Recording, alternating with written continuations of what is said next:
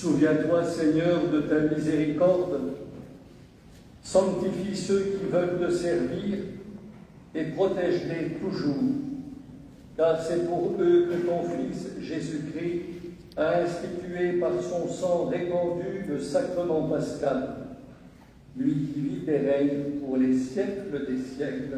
Amen. Nous pouvons nous asseoir pour entrer dans la liturgie de la parole.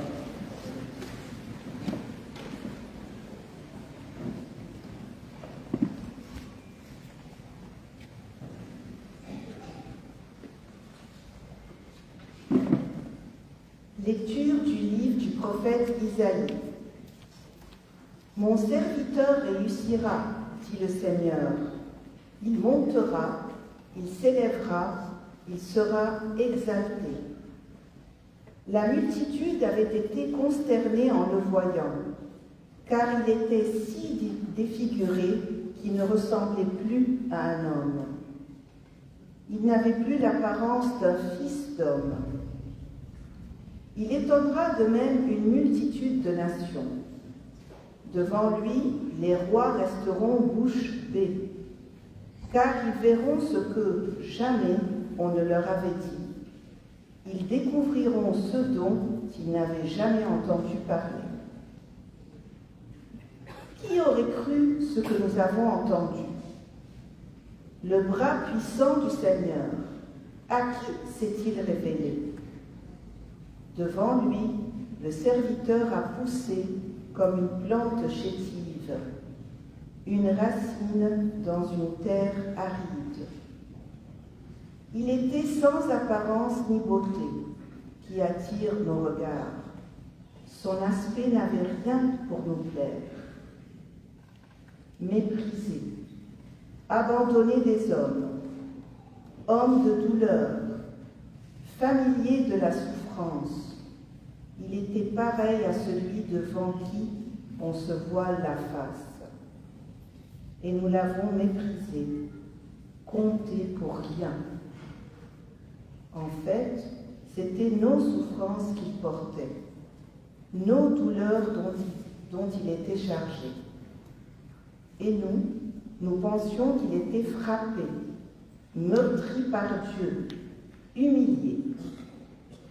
Or, c'est à cause de nos révoltes qu'il a été transpercé, à cause de nos fautes qu'il a été broyé. Le châtiment qui nous donne la paix a pesé sur lui.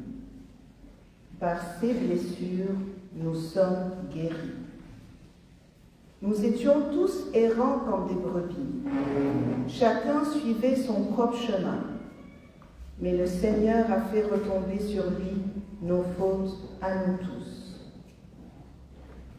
Maltraité, il s'humilie, il n'ouvre pas la bouche, comme un agneau conduit à l'abattoir, comme une brebis muette devant les tondeurs, il n'ouvre pas la bouche.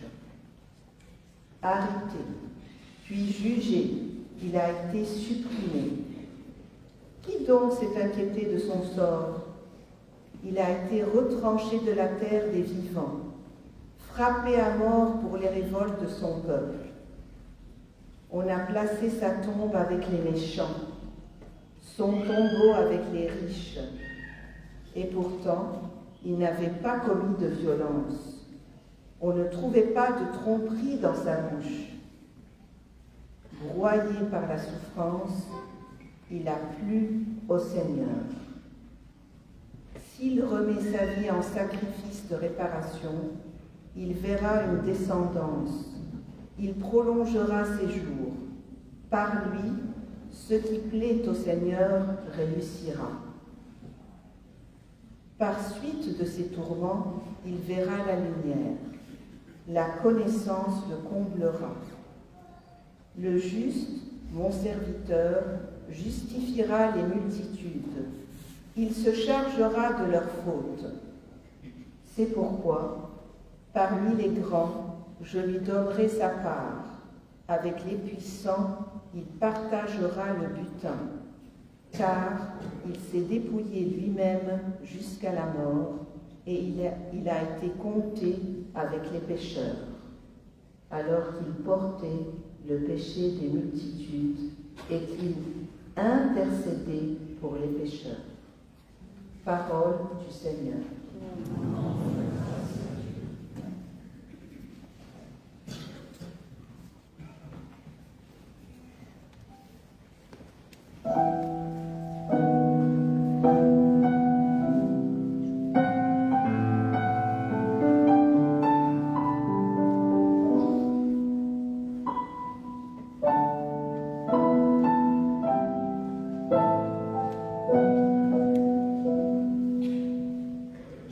Père, en tes mains, je remets mon esprit.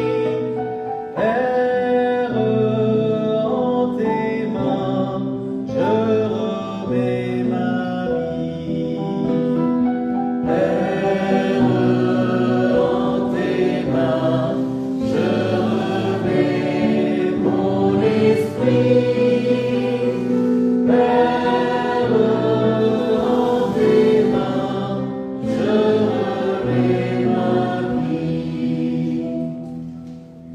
En toi, Seigneur, j'ai mon refuge. Garde-moi d'être humilié pour toujours. En tes mains, je remets mon esprit. Tu me rachètes, Seigneur, Dieu de vérité. Je suis la risée de mes adversaires et même de mes voisins. Je fais peur à mes amis. S'ils me voient dans la rue, ils me fuient. Père, dans tes mains, je remets mon esprit.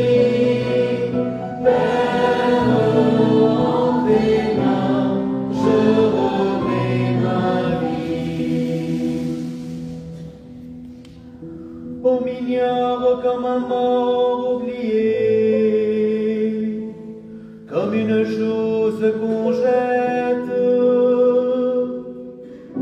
J'entends les calomnies de la foule, ils s'accordent pour m'ôter la vie. Moi, je suis sûr de toi, Seigneur. Je dis, tu es mon Dieu. Mes jours sont dans ta main, délivre-moi des mains hostiles qui s'acharnent.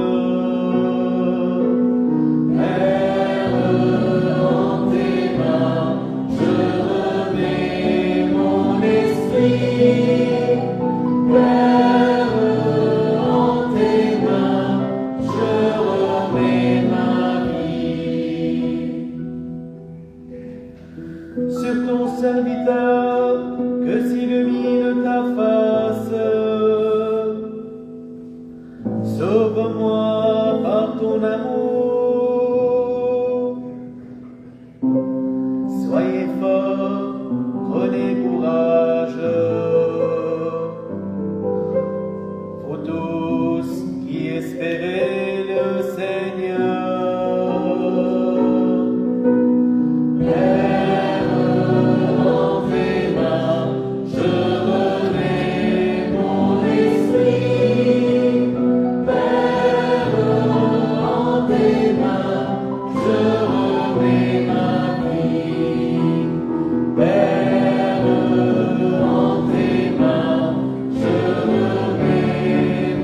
Esprit.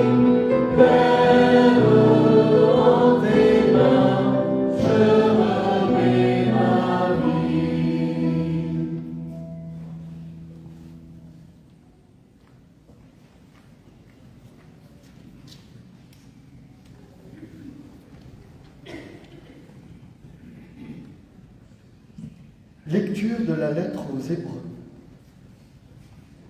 Frères, en Jésus, le Fils de Dieu, nous avons le grand prêtre par excellence, celui qui a traversé les cieux. Tenons donc ferme l'affirmation de notre foi. En effet, nous n'avons pas un grand prêtre incapable de compatir à nos faiblesses, mais un grand prêtre éprouvé en toutes choses, à notre ressemblance, excepté le péché. Avançons-nous donc avec assurance vers le trône de la grâce pour obtenir miséricorde et recevoir, en temps voulu, la grâce de son secours. Le Christ, pendant les jours de sa vie dans la chair, offrit, avec un grand cri et dans les larmes, des prières et des supplications à Dieu qui pouvait le sauver de la mort, et il fut exaucé en raison de son grand respect. Bien qu'il soit le Fils, il a pris par ses souffrances l'obéissance et, conduit à sa perfection, il est devenu pour tous ceux qui lui obéissent la cause du salut éternel. Parole du Seigneur.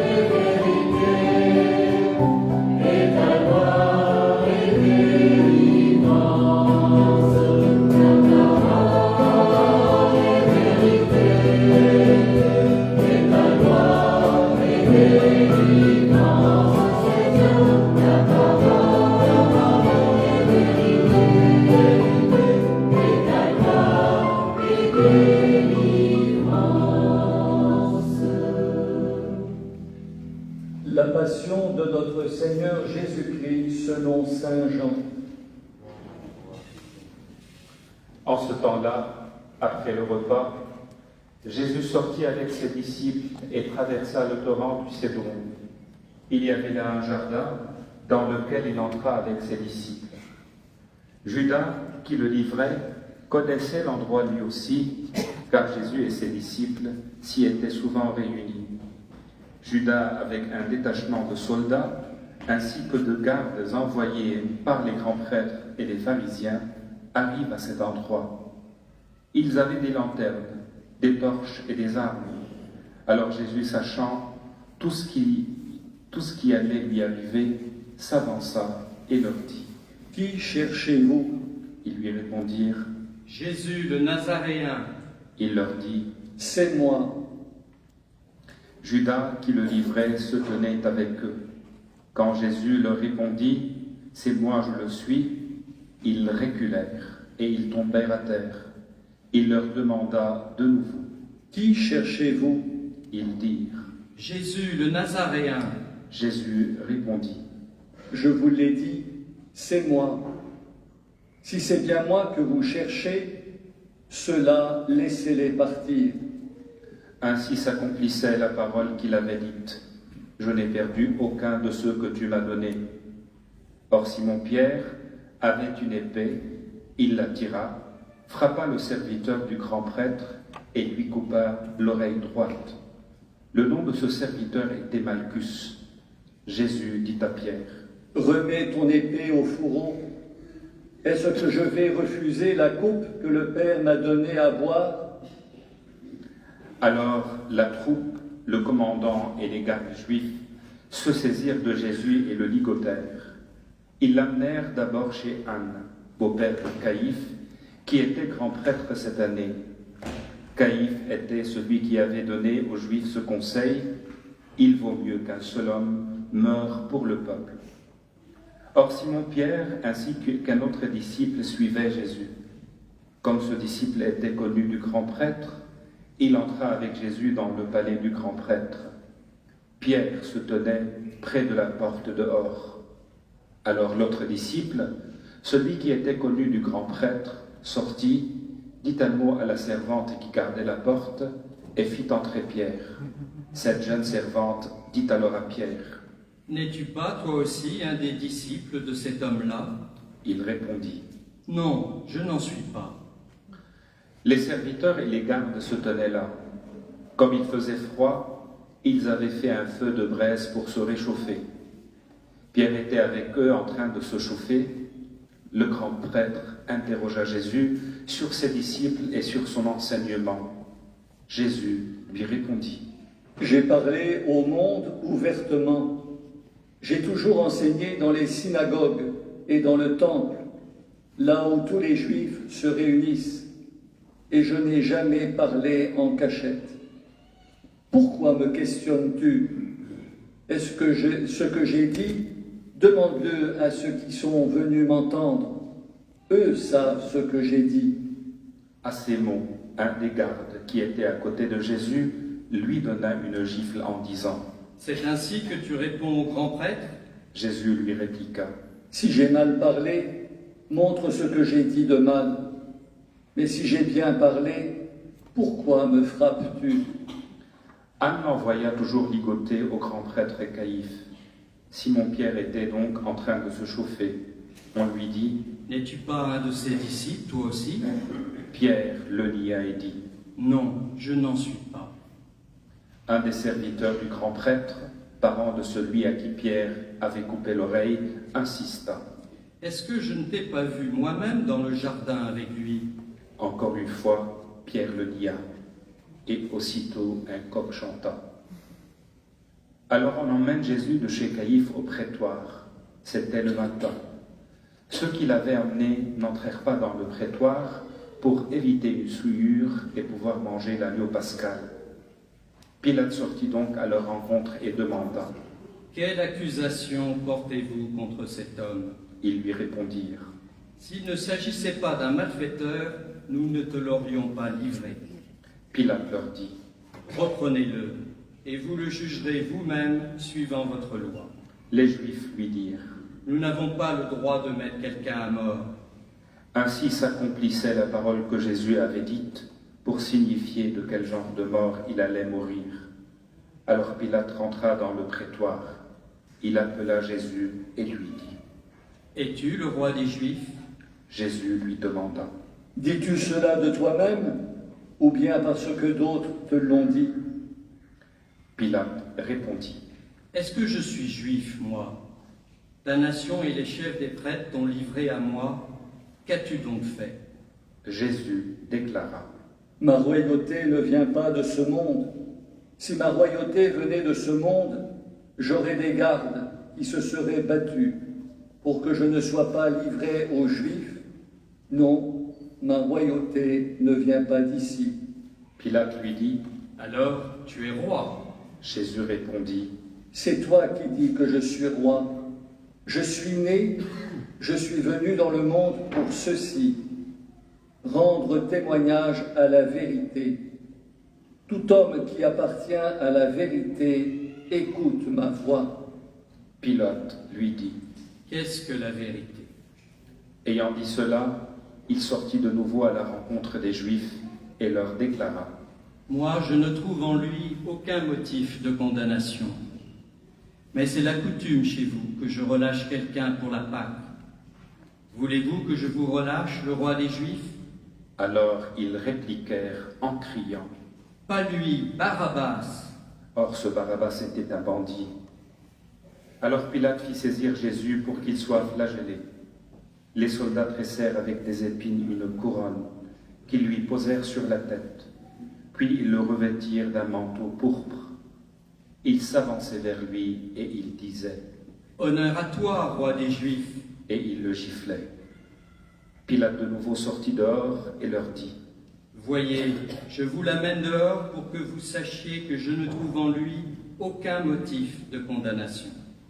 Jésus donc sortit dehors, portant la couronne d'épines et le manteau de pourpre, et Pilate leur déclara. Voici l'homme.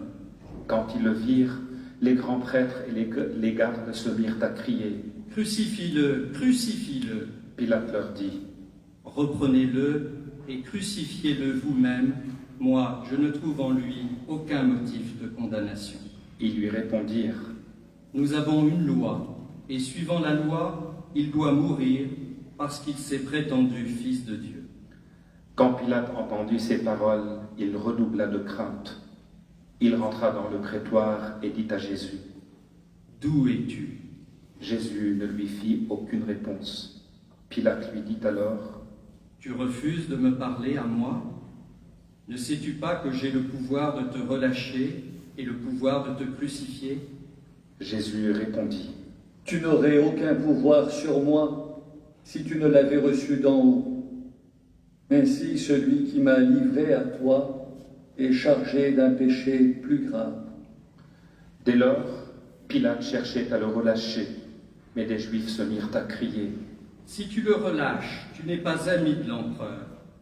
Quiconque se fait roi s'oppose à l'empereur.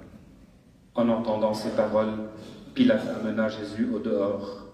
Il le fit asseoir sur une estrade, au lieu dit le dallage, en hébreu, Gabbatha. C'est le jour de la préparation de la Pâque. Vers la 6e heure, environ midi, Pilate dit aux Juifs. Voici votre roi. Alors ils crièrent. À mort, crucifie-le. Pilate leur dit. Vais-je crucifier votre roi? Les grands prêtres répondirent. Nous n'avons pas d'autre roi que l'empereur. Alors il leur livra Jésus pour qu'il soit crucifié. Ils se saisirent de Jésus et lui-même portant sa croix, sortit en direction du lieu dit le crâne ou calvaire, qui se dit en hébreu Golgotha. C'est là qu'ils le crucifièrent, et 2 autres avec lui, un de chaque côté, et Jésus au milieu.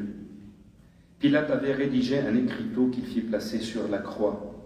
Il était écrit « Jésus, le Nazaréen, roi des Juifs ». Beaucoup de Juifs lurent cet écriteau, parce que l'endroit où on l'avait crucifié était proche de la ville, et que c'était écrit en hébreu, en latin et en grec. Alors les grands prêtres des Juifs dirent à Pilate, Il ne fallait pas écrire roi des Juifs. Il fallait écrire cet homme a dit je suis le roi des Juifs. Pilate répondit, Ce que j'ai écrit, je l'ai écrit. Quand les soldats eurent crucifié Jésus, ils prirent ses habits. Ils en firent 4 parts, une pour chaque soldat. Ils prirent aussi la tunique. C'était une tunique sans couture, tissée toute d'une pièce, de haut en bas. Alors ils se dirent entre eux. Ne la déchirons pas. Tirons au sort celui qui l'aura. Ainsi s'accomplissait la parole de l'Écriture. Ils se sont partagés mes habits. Ils ont tiré au sort mon vêtement. C'est bien ce que firent les soldats. Or, près de la croix de Jésus se tenait sa mère et la sœur de sa mère, Marie, femme de Cléophas et Marie-Madeleine. Jésus, voyant sa mère et près d'elle le disciple qu'il aimait, dit à sa mère, « Femme, voici ton fils, puis il dit au disciple, voici ta mère. » Et à partir de cette heure-là, le disciple l'a pris chez lui. Après cela, sachant que tout désormais était achevé, pour que l'écriture s'accomplisse jusqu'au bout, Jésus dit, « J'ai soif. » Il y avait là un récipient plein d'une boisson vinaigrée. On fixa donc une éponge remplie de ce vinaigre à une branche d'hysope, et on l'approcha de sa bouche. Quand il eut pris le vinaigre, Jésus dit, « Tout est accompli. » Puis, inclinant la tête, il remit l'esprit.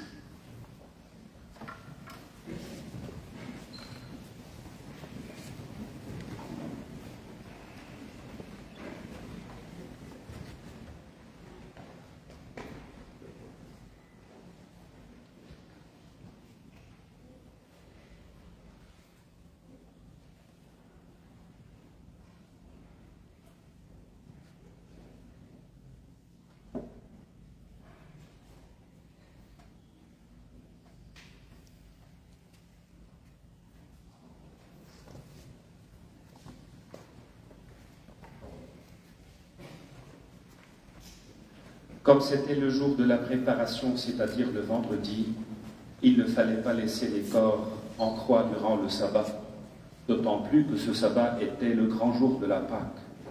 Aussi les Juifs demandèrent à Pilate qu'on enlève les corps après leur avoir brisé les jambes. Les soldats allèrent donc briser les jambes du premier, puis de l'autre homme crucifié avec Jésus. Quand ils arrivèrent à Jésus, voyant qu'il était déjà mort, ils ne lui brisèrent pas les jambes, mais un des soldats, avec sa lance, lui perça le côté. Et aussitôt, il en sortit du sang et de l'eau. Celui qui a vu rend témoignage, et son témoignage est véridique.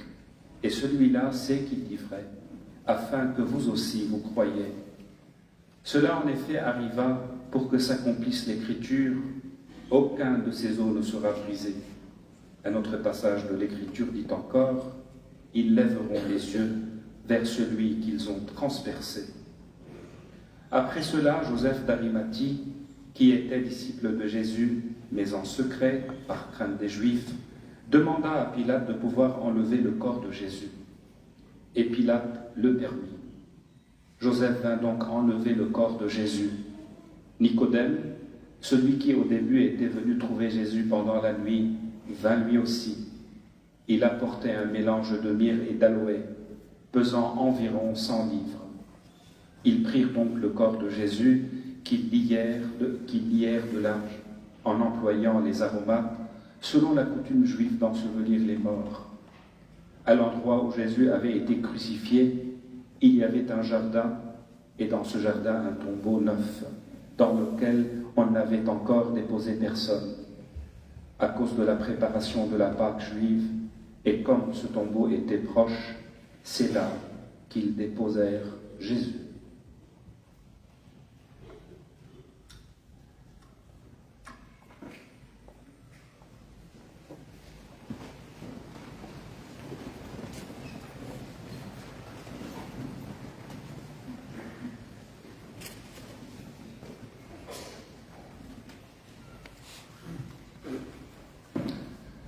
Dans les évangiles synoptiques, c'est-à-dire dans Matthieu, Marc et Luc, Jésus, à 3 reprises, parle de sa mort et de sa résurrection.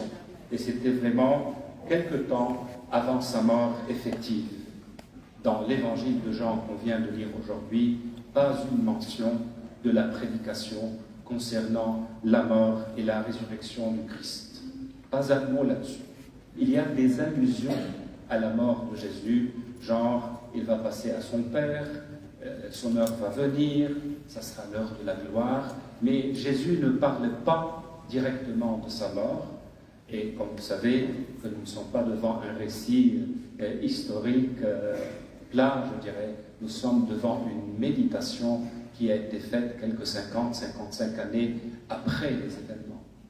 Jean, pour parler de la mort de Jésus, il a choisi un verbe, c'est le verbe élevé. Quand il a été élevé. Il parle de l'élévation de Jésus 3 fois, chapitre 3, chapitre 8 et chapitre 12, et les exégètes nous disent que ces 3 propos remplacent l'annonce de sa mort et de sa résurrection. Quand on parle de la mort, et peut-être on ne la sent pas très loin de nous, souvent on est dans l'imagination, on imagine. C'est-à-dire, on peut dire que la mort est quelque chose de difficile. Dans la mort, on souffre parce que souvent elle est associée à la maladie, à la vieillesse ou bien à la guerre. On imagine ce moment qui est impossible à imaginer. Qui sait c'est quoi la mort? Personne. Mais plutôt on confond la mort avec ce qui précède la mort. En tout cas, c'est le sens le plus commun. C'est le sens dans la littérature, c'est le sens populaire, etc. Mais devant la croix de Jésus, il y a d'autres genres de morts. Et aujourd'hui, avec l'évangile de Jean, on est invité à voir comme 2 strates, 2 sens de la mort. Le premier sens, c'est le sens que saint Paul évoque dans ses épîtres. La mort comme l'instrument du péché. La mort comme la fine pointe du péché. Souvent, Saint Paul, il dit le péché nous aveugle et au fin de ce processus nous tue. Le péché tue. Et quand on regarde la croix du Christ, qu'est-ce qu'on voit? On voit un corps déchiré, on voit un homme souffrant, il arrivait à peine à respirer, exténué. Si on veut comprendre le sens réel de la mort du péché, on regarde la croix du Christ. Sur la croix de Christ, précisément sur son corps, se reflète le sens du péché. Quand on regarde cet homme cassé, cet homme humilié, on voit le péché du monde, mais on voit notre péché. Le corps de Jésus est un miroir. C'est ça, d'une certaine manière, la force de cette invitation à regarder la mort. Le corps de Jésus, la chair déchirée de Jésus est un miroir. Mais il y a un deuxième sens, et c'est le sens le plus important. Quand on regarde la mort de Jésus, et comme le centurion, on voit une mort d'un autre genre. C'est la mort à soi, c'est la mort pour les autres, c'est la mort pour le Père. C'est une mort qui est d'un genre différent. C'est une mort qui conduit à la vie. Alors c'est pour cela, quand on regarde Jésus, il est vrai qu'on voit un peu notre image de pécheur, mais on voit aussi en même temps, c'est concomitant, en même temps, on voit la promesse de la vie qui nous vient de sa mort à lui. Et c'est pour cela, à 3 reprises, Saint Jean va nous inviter. La première fois, il était en train de parler avec Nicodème, ce fameux Nicodème, et il lui dit la chose suivante: quand je serai élevé, il dit quand je serai élevé par les autres, bien sûr, je vous cite, quand je serai élevé, je serai comme le serpent de Moïse dans le désert. Le serpent de Moïse dans le désert, qui était le serpent qui a guéri les Juifs de la morsure du serpent. Quand vous me regardez élevé, vous allez comprendre quelque chose d'important, vous allez croire et vous allez avoir la vie éternelle. Et bien sûr, pour nous, pour notre communauté, comment en regardant la croix de Jésus, on croit? Et comment on voit la vie éternelle dans ce corps brisé? Comment est-il possible? Nous sommes tous invités à se poser cette question. Dans un autre endroit, au chapitre 8, il était en plein débat et c'était un moment vraiment de tension énorme avec les pharisiens. Il va répéter la même chose, mais cette fois-ci, il va dire: quand vous m'aurez élevé, vous allez découvrir qui je suis. Ego eimi. Ce mot qui est vraiment dans la tradition biblique très important, c'est le nom de Dieu. Rappelez-vous, quand Moïse pose la question à Dieu: mais comment tu t'appelles pour que je dise aux Juifs? Il lui dit: Ego eimi. Je suis celui qui suis. Alors, l'identité véritable de Jésus se découvre sur le bois de la croix. Et encore une fois, comment cette identité apparaît à nous qui regardons aujourd'hui la croix de Jésus. Et juste avant sa mort, et c'est la troisième mention, il est question aussi de son élévation. Et Jésus dit: quand je serai élevé, j'attirerai à moi le monde entier. Et je pense que c'est cette troisième annonce qui est peut-être la plus importante. La question n'est pas seulement une question théorique ou question spirituelle plate, il est question de force, il est question d'énergie. Mais cette énergie et cette force, c'est une énergie qui respecte notre liberté. Nous sommes invités à regarder les souffrances de Jésus et se laisser attirer par cette personne, parce que lui, il ne dit pas seulement nous serons attirés, le monde entier.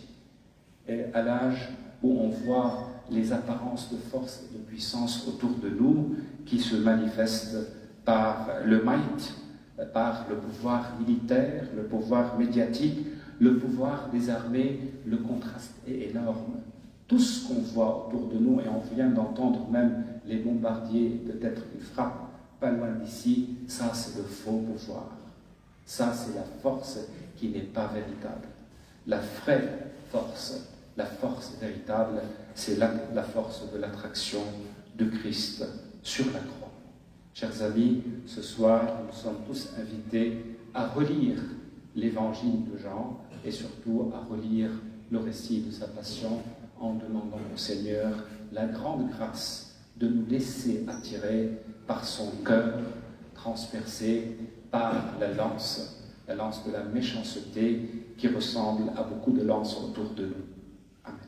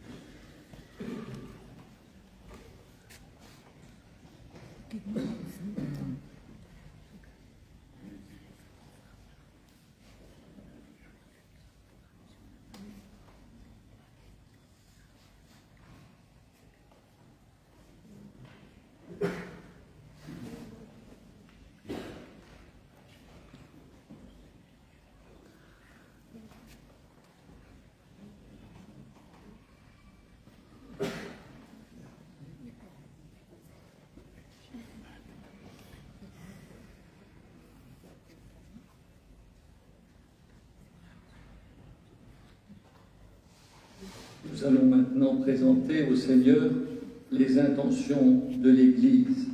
Vous pouvez rester assis, comme vous pouvez vous lever, comme vous voulez. Prions, frères et sœurs bien-aimés, pour la Sainte Église de Dieu. Que notre Dieu Seigneur lui donne la paix, la rassemble dans l'unité et la garde par toute la terre, qui nous accorde une vie calme et paisible, pour glorifier Dieu le Père Tout-Puissant. Dieu éternel et tout-puissant, dans le Christ, tu as révélé ta gloire à tous les peuples.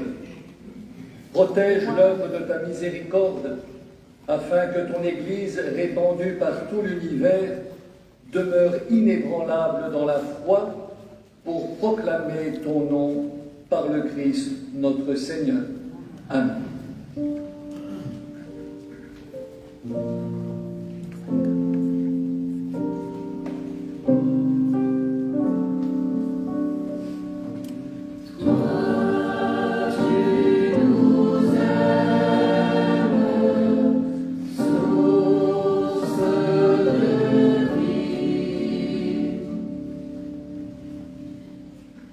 Prions pour notre Saint-Père, le Pape Léon, choisi par Dieu notre Seigneur dans le collège des évêques, qu'il le garde saint et sauf au service de son Église pour gouverner le peuple saint de Dieu.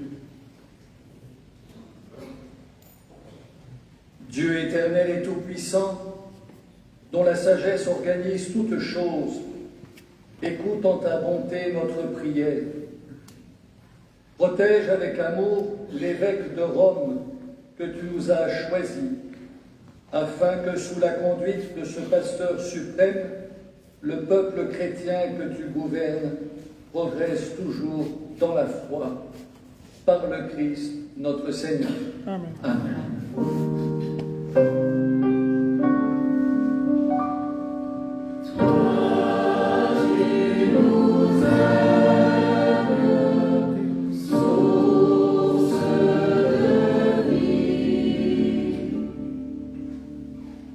Prions pour notre évêque César, pour tous les évêques, les prêtres, les diacres de l'Église et pour l'ensemble du peuple des fidèles. Dieu éternel et tout-puissant, dont l'Esprit sanctifie et gouverne le corps entier de l'Église, exauce les prières que nous t'adressons pour tes ministres, afin que, par le don de ta grâce, tout ton peuple te serve avec fidélité par le Christ notre Seigneur.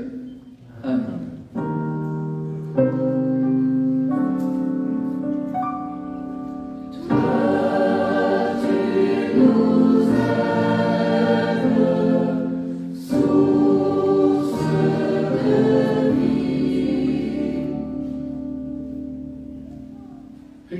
les catéchumènes, que Dieu notre Seigneur ouvre leur cœur à sa parole et les accueille dans sa miséricorde. Après avoir reçu le pardon de tous leurs péchés par le bain de la naissance nouvelle, qu'ils soient reconnus comme appartenant au Christ Jésus notre Seigneur. Dieu éternel et tout-puissant, toi qui assures la fécondité de ton Église en lui donnant toujours de nouveaux enfants, augmente en nos catéchumènes la foi et l'intelligence de la foi, qu'ils renaissent à la source du baptême et prennent place parmi tes enfants d'adoption par le Christ notre Seigneur. Amen.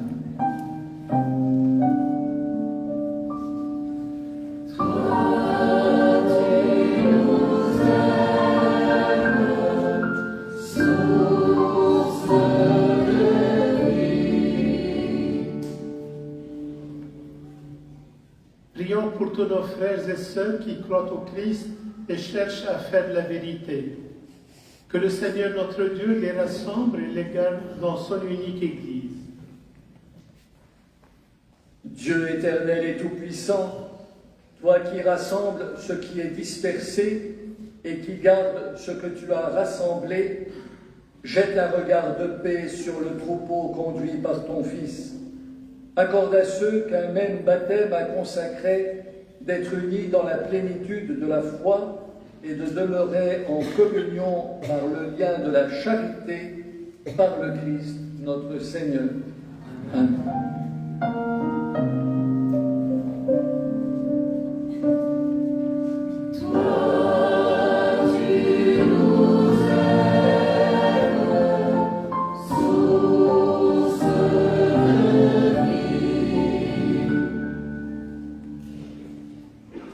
Prions pour les Juifs, à qui le Seigneur notre Dieu a parlé en premier, qu'il leur donne de progresser dans l'amour de son nom et dans la fidélité à son alliance.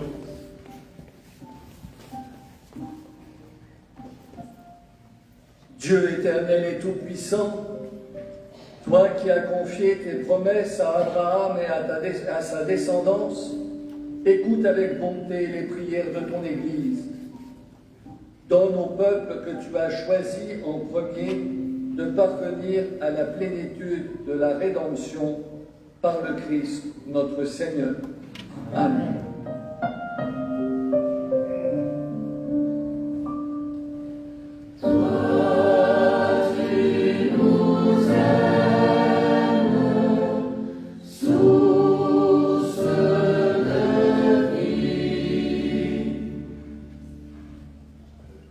Prions pour ceux qui ne croient pas au Christ, demandant qu'à la lumière de l'Esprit Saint, ils puissent s'engager eux aussi sur le chemin du salut.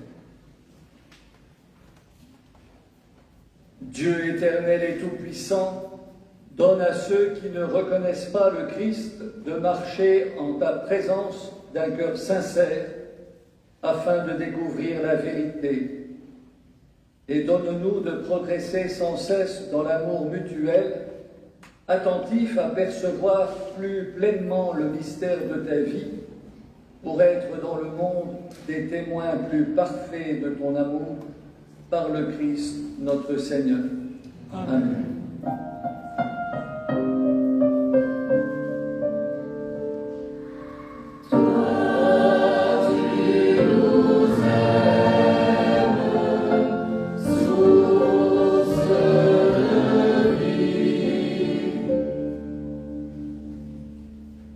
Prions pour ceux qui ne connaissent pas Dieu, demandant qu'en recherchant d'un cœur sincère ce qui est droit, ils puissent parvenir jusqu'à Dieu lui-même.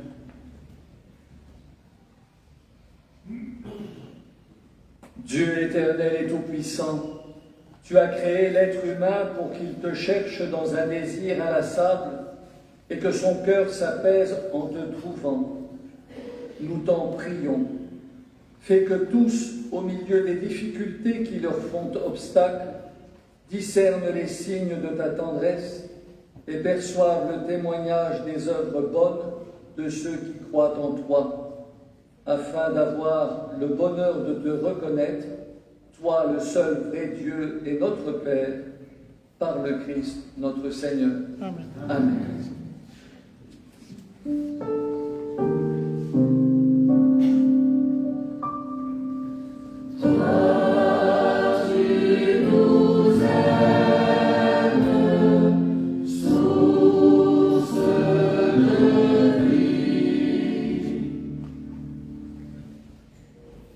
Prions pour les chefs d'État et tous les responsables des affaires publiques, que le Seigneur notre Dieu dirige leur esprit et leur cœur selon sa volonté, pour la paix véritable et la liberté de tous. Dieu éternel et tout-puissant, le cœur humain et les droits des peuples sont dans ta main. Regarde avec bienveillance ceux qui exercent le pouvoir sur nous, que par ta grâce s'affermissent partout sur la terre la sécurité et la paix, la prospérité des nations et la liberté religieuse, par le Christ notre Seigneur. Amen. Amen.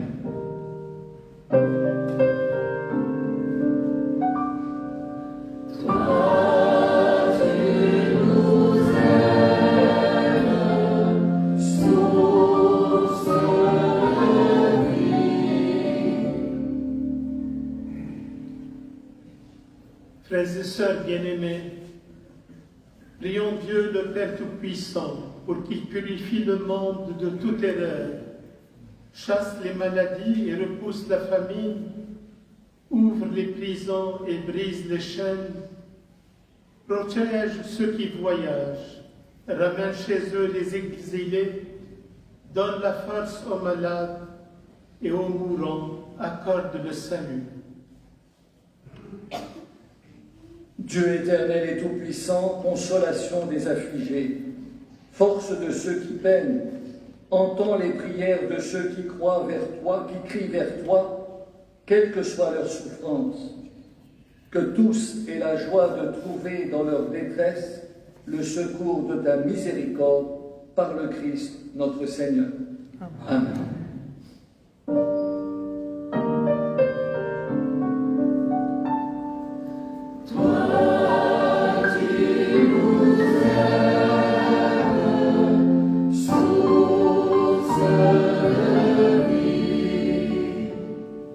Nous sommes arrivés maintenant à la fin de la première partie, c'est la liturgie de la parole, qui était la plus longue. Maintenant, nous allons rentrer dans la deuxième partie, nous allons aller chercher au fond de l'Église la croix, et par 3 fois, nous allons élever la croix en disant « Voici le bois de la croix qui a porté le salut du monde, venez, adorons ». Et ensuite, nous adorerons la croix, et ça sera la deuxième partie.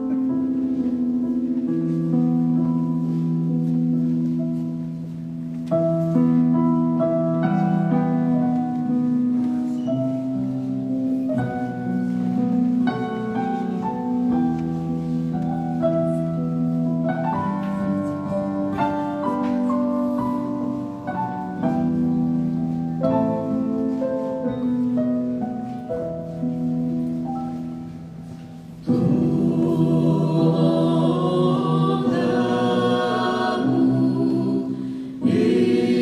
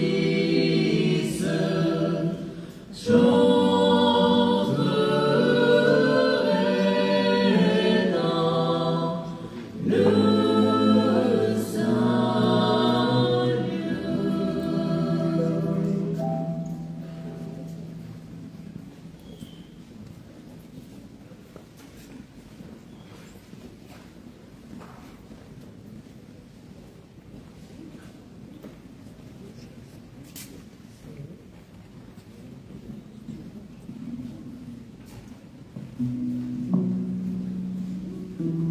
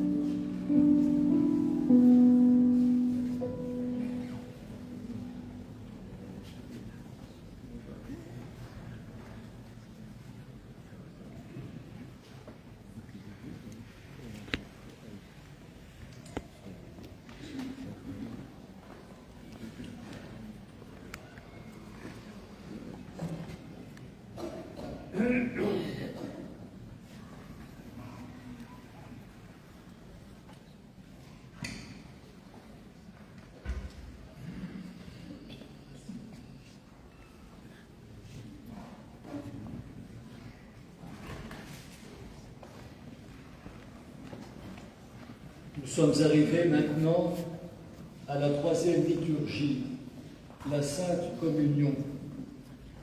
Nous allons chercher le pain qui a été consacré hier et nous allons réciter ensemble le Notre Père.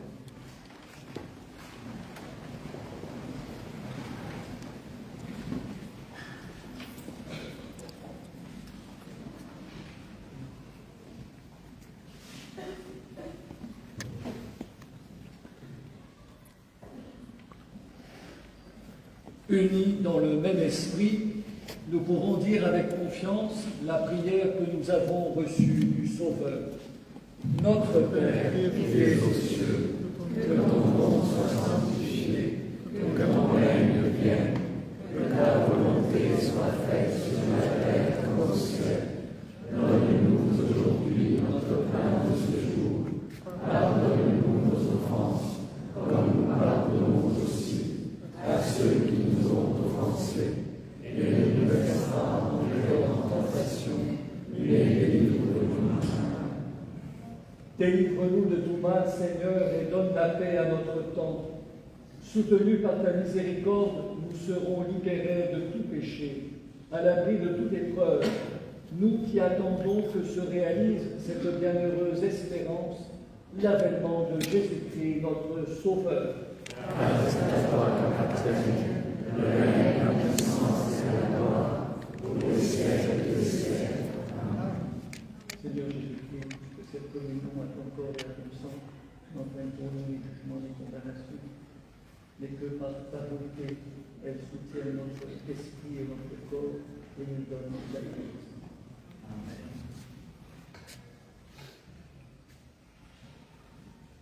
Voici l'agneau de Dieu, voici celui qui enlève les péchés du monde. Heureux les invités au repas des noces de l'agneau. Seigneur, je suis pas digne de te recevoir, mais dis seulement une parole que je serai béni.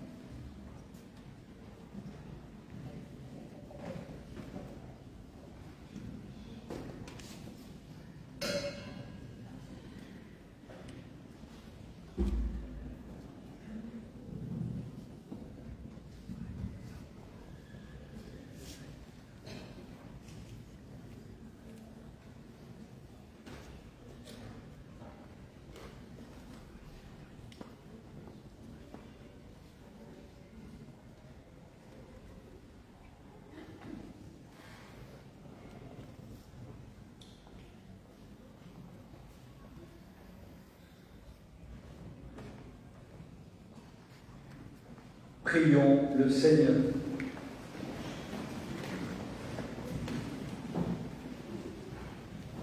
Dieu éternel et tout-puissant, tu nous as renouvelés par la mort et la résurrection bienheureuse de ton Christ.